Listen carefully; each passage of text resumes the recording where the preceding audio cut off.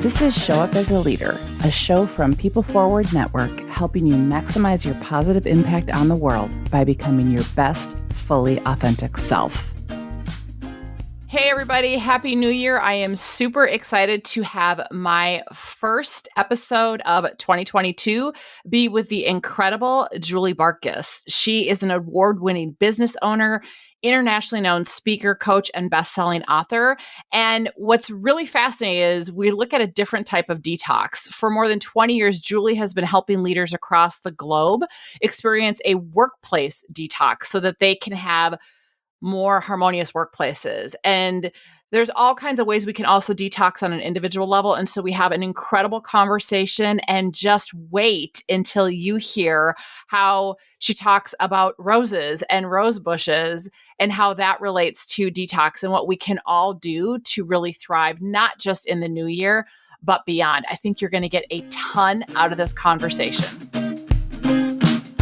We are kicking off the new year. So this is the first episode of 2022. And with the new year, people are always thinking about fresh start and what do they want to start doing, stop doing. So this is just such a perfect conversation to be having. So I want to dive right in and ask you, how important is it for people to have a vision for where they want to go, or to have that purpose to guide them? To me, having the vision is like life and death, right? Because if you want to breathe life into your life, feel more energized, feel more enthusiastic, vision is really where it comes back to. And if you take somebody who's feeling down and under, or depressed or sad, or an organization isn't thriving, typically you go and look at the vision and go, oh, okay, the vision within you or within your organization isn't alive. So to me, it makes a huge difference. And I've seen it personally in my own life. Even when I'm feeling like I'm not doing what I want to do, I'm like, well, where's your vision, Julie? Now's the time for a good check. We use the analogy of a lighthouse, that on the organizational individual level, having that clarity of purpose is like that lighthouse that it anchors, right? It cuts through the fog. It tells us where to go to. So to your point, we all get stuck. We all have down moments. We all, even as organizations, can get off course, but it's what gets us back on course and what breathes life or energy of, ooh, there is a path forward, or these waters might be stormy, but ooh, I can see a path ahead. Absolutely. And I've had to redefine it several times for myself in my life too. When I was feeling like I was working in corporate, working for a boss, balancing budget numbers till midnight, it was like, what do I need more of in my life? And it was like, oh, you got to create a vision for why you're doing what you're doing. And then in 2012, I had a very personal experience happen where I lost my husband instantly, and suddenly he passed away. And the thing that really pulled me back to a better spot in my life and to feel like living again was developing and cultivating a vision. And I love the analogy of a lighthouse, because that's exactly what it was for me at the time. Was like, oh, okay, this is what I'm going to move forward towards. This is what I'm going to strive towards. This is going to give my life purpose and meaning again. I didn't know that about your husband, so I'm sorry for your loss. What came up for me as you said that is, isn't it ironic that so many times, whether we lose a loved one or someone we know loses a loved one, and heaven knows throughout this pandemic, many, many people have lost loved ones, that there's moments, and I would say a week or a month or a day of, oh, it really brings you back to what's important, right? And people will have that sense of reprioritizing or regrounding themselves, but then that so quickly falls to the wayside again, and we fall back into habits, we fall back into the day to day, and not really being anchored on, but who am I, right? What is my why? What is my purpose? So it takes intentionality to go there, and sometimes even going through a tragedy only resets us for a short period. It doesn't necessarily stick. So I'm curious, what do you think blocks or impairs us as an individual level, but also as an organization, of bringing that vision or that why to life? One of the biggest things that comes to my mind is that we feel the need to get approval from other people, or for other people to like us. That's a big one as well. So there's a lot of neediness that can come into the picture of our life and us feeling good about who we are, or even what we're doing as an organization. A lot of us get stuck with thinking about, well, who's going to like me if, or who's not going to like me if, or who's going to approve of this? So instead of just being true to ourselves and really following like, oh, this is my desire and this is what I want. How do I bring that to life? So where we get stuck, I'll sum it up in this, and I'm sure that you've got something to say about this also, is we get stuck in judgment thoughts and mostly our own judgment thoughts about what we want to do and what we desire. And if we can remove that and just say, oh man, I feel this force inside of me and this is what I really want to bring to life, a whole power erupts from inside of us, and we can make the impossible happen in a short period of time. I mean, I could say a lot. I'm not gonna take over, but, right? I mean, that's my jam right there, but what came to mind as you were saying that is, we're not for everyone. Like, as a company, your company's not for everyone, right? Your product, your service is not for everyone. So it's finding the right people, and when we get clear about our purpose and who we are, then people wanna be attached that they believe in your purpose, and then therefore they believe in your product, your service, whatever that is, right? And as an individual, we're not for everyone, and that's okay. And so one of the things that Brene Brown always talks about is, we spend so much time hustling for our worth to get likes or approval from the people who are in the cheap seats of the audience. And we end up doing it at the expense of the people who are the closest to us who matter most. And so you think about it, like, are you running out there as an organization trying to be all things to all people, which then dilutes your brand? As an individual, are you trying to be all things to all people, or, oh my gosh, I didn't get that like, or someone made a dislike that comment, or whatever you're using? And when we look outside ourselves for our value and hustle for our worth to prove our value versus knowing our value. And if you're trying to do everything for everybody else, you don't stand out as a unique, wonderful, powerful individual that you are. And even when we're working with clients who are looking to hire people or to attract staff, that's one of the mistakes that they make is they're trying to attract everybody. Kind of like with sales, you try to pull everybody in because you don't want to exclude anybody. But until you get clear on who you are and what you're going to stand for, that's when you attract the most amazing people to you, clients, business, opportunities, whatever it might be. Oh, I wholeheartedly agree. I think back when I worked for a consulting firm right now versus having my own company. And when we worked for the firm, there was times we were at the mercy of whatever the salespeople, the clients they brought in.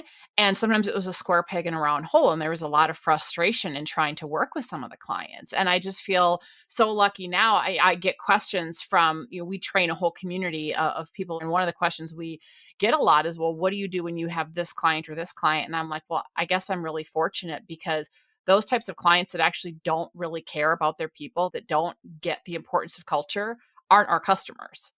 And it doesn't mean that we don't have customers that have dysfunction, have issues. It's that they recognize this stuff matters and they need help to do it. That's fundamentally different than someone who truly is an organization that has leaders that really do not care about their people, that are just numbers focused. Those aren't going to be our customers. And you know what? That's totally okay. And what a gift you give your customers when you make that realization and you rule people out, right? Because that just helps you show up in a greater capacity to serve the clients that you do serve by knowing you're our people, you're not our people. Yeah, exactly. Well, and even it makes me think, like, when people call up for leadership development and they think oh, just come and do a workshop here or a lunch and learn or just do this. I'm like, if you're hiring me for a keynote, like, let's be clear, the scope is you want to give people some nuggets, you want to inspire them, you want to plant a seed. Great. If you actually want to develop your people, that's an entirely different strategy. And coming in and doing a one-time workshop, let's be really realistic about, there's no sustainability there. So what is your goal? And so again, I go back to, if you have that purpose as an organization, how often are there 50 million priorities rather than very clear strategies of, this is who we are, and therefore we can then align the people, the strategies that are going to best get us there versus trying to do everything and it's a big mess. Totally, totally a mess. Fantastic points there that were made. So, speaking of then getting rid of a mess, that leads into right? You like my little transition there? I love it. But that leads into, so you think about after the first of the year. So again, it's not just getting clarity of who we want to be, but this is also where people, I am not a New Year's resolution fan. I think that they're quite frankly pointless. Let's be intentional about how we show up every day, not, for 3 weeks out of the year and then we forget it. But Another thing that happens a lot at the start of the year is detox in many different shapes or form, right? And you talk about a different type of detox on both the individual level, the team level, and the organizational level. So, can you please talk about what you mean by people needing to detox and organizations needing to detox? I think about this probably similar to something else I consistently detox, which is sugar, right? Sugar detox. And it's going to be that time, January 1st, where a lot of people are going to be thinking about that. But to me, I'm always intrigued in organizations, especially right now, who are struggling hiring people, struggling retaining talent, struggling just in that whole staff capacity. But I'm fascinated by they bring somebody on, they finally get somebody in place, and then a day later, a week later, or a month later, the person is unmotivated. And for over 20 years, leaders have been calling me saying, Julie, what else do I need to do? What else do I need to do? And I thought about that question a lot. And throughout my working with different teams, various sizes for so long, I really come to the conclusion that it's not necessarily about what else you need to do. It's what do you need to stop doing? What do you need to stop doing that's going to have a greater impact on your team? So when we look at a new staff member who comes on board and they're so excited to start with you, then it's like the curtain pulls back and they're exposed to your work environment, not necessarily what you sold during the interview, but they look at your work environment, they feel something, and then they get overwhelmed and they turn over, they leave. And that can break a leader's heart because then a leader is left saying, what did I do? What happened? Why didn't they like it here? And they start calling the person obsessively or trying to figure it out. But if we could start looking at our workplaces, at our culture, and asking ourselves the question, what is it that demotivates our staff once they walk in through that door? When they first start, they're excited. They're like, enthusiasm is a level 10. And then they get in here and it's like, okay, now they feel like a 5. What is it that's depleting that motivation, draining that excitement, causing the overwhelm? And can we eliminate those things? And that's what we want to look at when it comes to a detox. It reminds me of, so many organizations do exit interviews and then, they many times don't do anything with the data.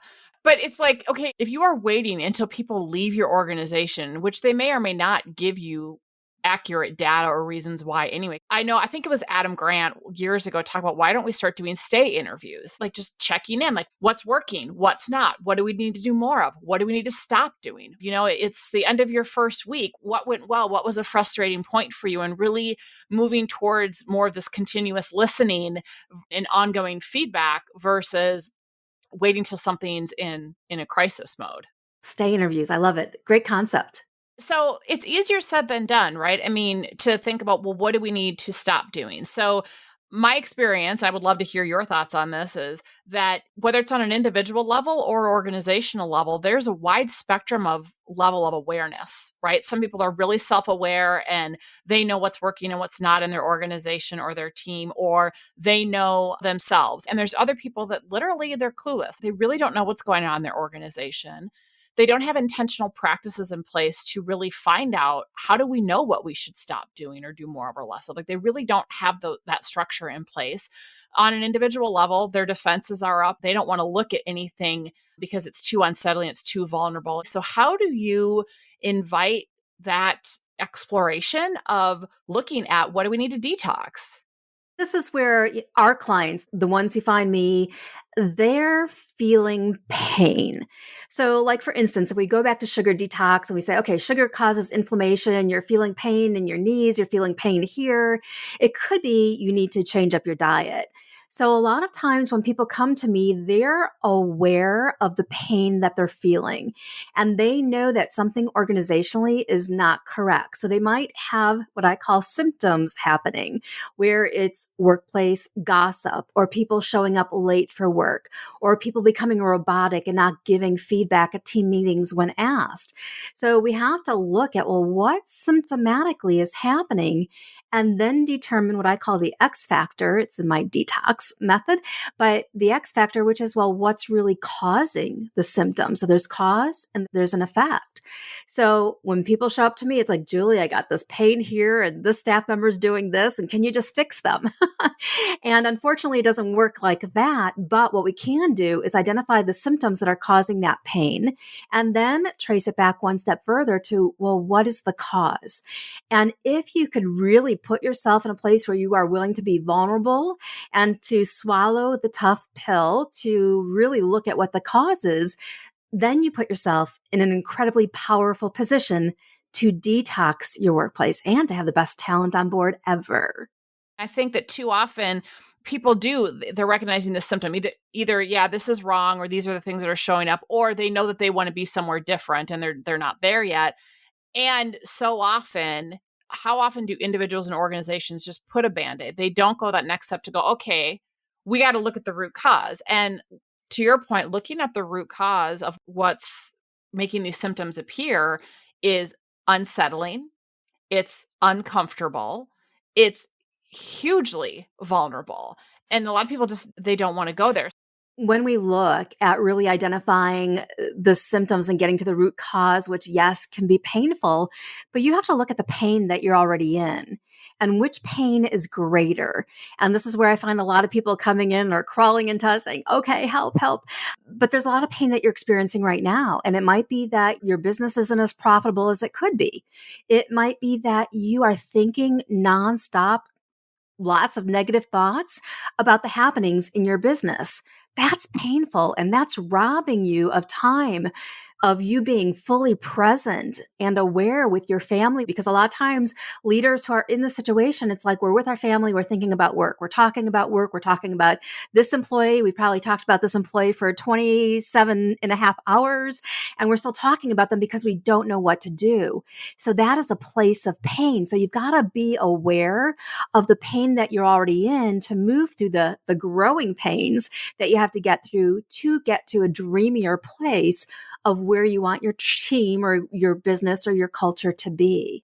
So, with that, why is it so necessary to lean into that discomfort? And how does taking the approach that you take, how does that help create more human workplaces?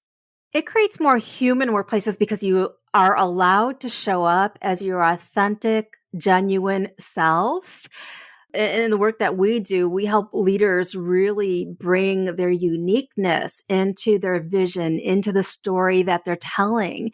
So your business becomes really an expansion of who you are. And when you walk in through those doors after detoxing, it's like you are so connected with your business on so many levels, or with your organization on so many levels, that you feel so good on the inside. So it's clearing out what's not working, leaving all the things that aren't working so that we're not piling those band-aids on. And I always use the analogy, if you look at a little kid who's got a band-aid on and you just keep throwing another band-aid over that sore and you're not pulling the other ones off previously, how gross and disgusting do those get? And it becomes really painful to pull it off. But once you pull it off and you really look at the sore that's there and you go, oh, okay, that's pretty sad. But then you start, oh, but here's how we could heal it. We do this. It becomes really a place of joy for you. And this is what a lot of our clients will say is, you know what? I didn't think hiring staff could be so joyful, because you start seeing results. And when you start seeing results in the direction that supports your vision, it's fun and it's exciting. And it's kind of like the first day you open your doors for your business or your organization, that first day that you started, or even the job, if you're working a job, it's like, man, I felt so good and alive. So when you bring yourself through the detox process, that's what it's like. You feel the initial excitement. You feel that return. You feel like you're falling back in love with the baby that you gave birth to, for you business owners. You know what it reminds me of is when I'm coaching leaders, we go through a process where they identify their self-limiting narrative, right? That keeps them stuck and that they have to let go of. And it's not quick and easy. And it's a uncomfortable, painful process at times. But what I consistently observe is just what you were sharing, is that when they finally, I call it like Swiss cheese, they're trying to poke holes in the validity of that narrative that's been keeping them stuck. And as the holes get bigger, you start to see this shift happen in their thinking. And as they start to let go of those stories that, quite frankly, are crap, that are holding them back, they start to just like come alive. You start to see a fundamentally different version of stuff like you talked about, and they get excited about their work again. They get excited about their relationships again. They get excited about life again. And when that happens, kind of like it's the ripple effect, but when that happens on a team and you have multiple people that are experiencing that, the energy just is magnified, right? And when that happens in an organization, when people stop getting their own way, I totally get what you're saying, because it's this isn't holding me back anymore. Exactly. Exactly, and I love the Swiss cheese analogy because imagine if you poke so many holes in that sucker, there's nothing there. Right. The other thing that as you were talking, you talk about, what do we have to stop doing? Recently, I reread, because it's been a while, but I reread Dr. Henry Cloud's book, Necessary Endings. And he uses this analogy about a rose bush. And he talks about a rose bush as this metaphor of removing things in our life that no longer serve us so that we can blossom into our full potential. So you think about like rose bush, right? You have to constantly prune it back, because if you don't, it's not going to fully have all the blooms it needs to. And so really thinking about what do we need to prune or cut back. And that can be mindset. Like, what's the stories I'm telling myself that I need to cut, right? What are the practices? What are the relationships? What are the fill in the blank? Because your point, you can't just say, I'm going to do this. I'm going to add a New Year's resolution, or I'm going to start moving towards this vision. Time and energy are finite resources. So something has to give. And we have to let go of that stuff that's holding us back. Yes. I love flowers. I love roses. And that was one thing I did after my husband passed away is I started surrounding myself with flowers. And one thing I learned about roses is not only the thorns are cutting them back, but the leaves. If they have their leaves on them, the leaves start drying up, it's going to suck the good water out and the roses are going to die a lot quicker. So if you peel back the leaves, if you want, so here's a rose tip. If you want your roses to last longer, a little apple cider vinegar doesn't hurt either. But if you take away all the leaves that are on roses, especially as they start to deteriorate, it's going to help the rose last a lot longer. So again, it's peeling back the dried up pieces, the things that are dead that no longer serve you. Then you have a beautiful flower that will bloom and blossom. And I know many leaders struggle with, well, Julie, I'm bringing in all of these really fantastic people. I'm selling them on the vision, but then now I have the team that I hired 5 years ago. So there's this real balancing act between bringing in that new energy and transforming the current energy that you have. And it can be done, but you have to precisely and strategically go about determining who can it be done with, because there might be employees that you need to let go of, but detoxing isn't necessarily about firing everybody. It's really about transforming your own communication skills so that you start getting a different result in your people. And you could start doing that pretty quickly once you're tapped into the right strategy. I'm so glad you said that, because I do think that there can be this sense of, well, twofold. One, it's, oh my gosh, like I don't want to let go anybody because they've been with me for so long. And sometimes it's recognizing, it's the old saying that what got you here won't get you there. And I would say take it outside of an organization. Sometimes it's friendships or other relationships in our life. As we grow and evolve as human beings, sometimes those relationships don't serve us well anymore. Sometimes they grow with us and they evolve into beautiful things. And on a workplace standpoint, it's very similar. Sometimes, you know what? The person's ability to adapt and navigate change and really help the vision come to life in the current environment, it's a mismatch. It's a square peg in a round hole. And sometimes it's, what, this person is completely there and they're the right fit. So I think it's really using that rose bush metaphor. I did not know about the leaves, but it's like a garden or planting. You have to tend to it constantly. It's not a check the box, watered it once and I'm done. And when you're evaluating your current team to say, all right, who can stay, who has to go, that kind of thing, also just be very mindful that the objective is not to settle for people who don't work and trying to fit them into that hole. Square peg, round hole doesn't work. And I sometimes use the analogy, we'll go back to sugar, of you're baking a pie and you've got, a few missing ingredients. Perhaps it's a pecan pie and you're missing the cornstarch and the pecans. How great of a pie is that going to be? Well, it's going to be not a very good one. The same thing is true with your people, is that you've really got to look at the whole picture of the objectives that you want them to accomplish. And do they have all the ingredients for that pie so they could help you really bring that vision to life? Speaking of that, so as we've been talking about kind of letting go of that judgment and that narrative, my experience is that it is in our human DNA for us to tell ourselves stories that help us feel safe, but are limiting in a variety of ways. And I don't care how successful someone's been in their life, however you define success, we all get in our own way. And I always say to my clients, congratulations on being human when that shows up, because it does show up.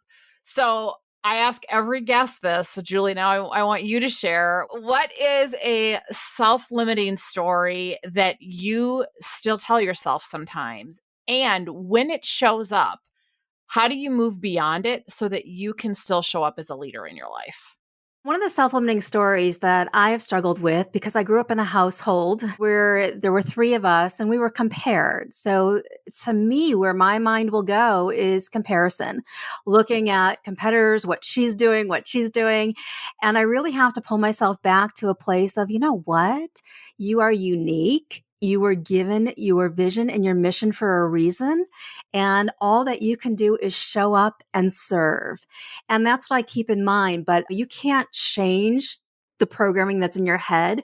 You can get yourself to be aware of it and then quickly alter it to be like, oh, well, wait a second. I'm not going to dwell on that. I'm going to dwell on something else, because that programming is so strongly inside of you. And that's why so many people struggle with what's going on inside their head. And we could throw affirmations and all that kind of things over it. But unless you purposefully go, oh, okay, there's that thought again. And then you say, that's interesting, but I know that that came from my upbringing, or that came from over here. I am really just as good as anybody else doing this. And matter of fact, I might be better. And you start feeding yourself messages about your uniqueness, your purpose, and what you're here to do. And for me, it's coming from a place of I'm showing up and I'm serving. And again, it goes back to what we started out with, knowing your purpose and knowing your why. And when that comparison voice shows up, as you were saying, it all stems from childhood. So I like to go, okay, do I want my 10-year-old self driving my car right now? Or do I want my 10-year-old self making my decisions? Or do I want the adult version of me? I agree. And I think that's a great analogy and a great strategy too, is to think like, who do I want to show up right now in this moment? And for me, it's coming to a place of, I want my higher self. I want the grown woman, but also just the person who knows that she is here to speak, to write, because we want to make an impact. There's enough room for everybody's gifts and talents. I have gifts, I have talents that I can serve the world in my unique way. And just because another person over here does it in a slightly different way, that's that person's contribution to serve. And when we recognize there's room for all, that's huge. Yeah. And what's really interesting, I do a lot of work in the childcare industry who really struggles with staff motivation, having the right staff in place because of pay. And they've got a lot of other disadvantages, things that will work against them. But one of the things that I say, especially when I'm thinking about people who are doing similar things, is, we're here co-creating, whether we're friends or not friends, whether we know each other or don't know each other, it doesn't matter. But we're here really co-creating this thing that is going to make a difference, that's going to make an impact. So I really think about us as joining hands, as corny as it might sound, we join hands and we're co-creating this bigger thing for the people that we're serving. So this brings me to our quick questions section, if you're game for it. I'm game. All right. All right. I love it. I'm scared, but I'm game. Don't be scared. Don't be scared. Okay. Fill in the blank. Living authentically is being real. when the world is presenting an opening, but you don't feel like showing up as a leader. What do you do?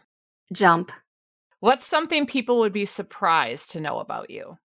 Gosh, would they be surprised to know that I grew up with a father who was a beekeeper part-time, and he brought a hive of bees into our basement as a child? They might be surprised about that. How many times did you get stung? Oh my goodness. And it was the time when all the 70s, the bee movies were on. I think it was maybe late 70s, and there were the killer bee movies. So I got stung a lot. But his vision was, getting that good honey in and how it does so much for you. So that was always his vision. But I just became afraid of the bees and wanted to put on a snowmobile suit. Oh my God, that's so fantastic. Yeah. What's your favorite go-to movie? Grease or Back to the Future. I kind of have a tie these days. What's your go-to song? Leonard Skinner, Give Me 3 Steps. Don't know why. I grew up dancing, so it's just the beat of the music that just really makes me feel that energy, makes me feel alive. What's something you can't live without? Pizza and apples. If somebody said you have to I once did a really strict keto plan. He's like, "You can't have apples." I'm like, "I have to have an apple." So I love my apples. I love my pizza. What's something in your ordinary daily life that makes your heart happy? My gratitude journal, where I write down all the different things that I'm thankful for, and the list seems to be never ending. So, with that, what are you grateful for right now? Oh my goodness. I'm grateful that I saw a glimpse of the sunshine today. And not too long ago, I moved to a lakefront home. So when I look out my office doors right behind me, there's a whole view of the lake. And every night I get to see a sunset come down over the water. Granted, the sun's out. So that's a huge thing I'm grateful for. I could go on though for a long time about things I'm grateful for. There's a lot. I love to wrap up with my closing question. So, Julie, if you could challenge leaders everywhere to practice this one behavior that would create more human workplaces and equip everyone, regardless of their title or role, to show up as a leader, what would that be? There's a couple of things, but since we talked a lot about vision, I'll reemphasize that. And that it is really important to have a vision in place that you are emotionally connected to. Because if you don't emotionally connect to your vision, meaning you feel the warm and fuzzies, you want to do a happy dance, it makes you tear up because you're so excited about it, nobody else is going to be able to connect to it either. And it's going to be really hard. Business is going to feel hard. Attracting staff is going to feel hard, but you'll make it so much easier for yourself when you connect and fall in love with a vision that is uniquely yours. So, if you don't have a vision, that should be your New Year's resolution, right? Create a Yes, vision. have a vision, and it doesn't have to be written in concrete. That's why a lot of leaders they step back. They're like, "Well, wait a second. I don't know precisely what it is. It's not perfect. It doesn't need to be. It just needs to be the next best thing, and then you could massage it and work on it and figure out something that really, really warms your heart." And then what you have to detox or let go of. To bring that vision to life, right? Detox is an important part of it, and knowing what to let go gives you a lot of power because once you realize what's working or what's not working and you're able to let those things go, that flower, like you talked about in your analogy, is just going to bloom and you're going to be blown away by the results that you and your organization start achieving. I'm Rosie Ward, and this is Show Up as a Leader. To learn more, head over to peopleforwardnetwork.com and, of course, hit that follow button.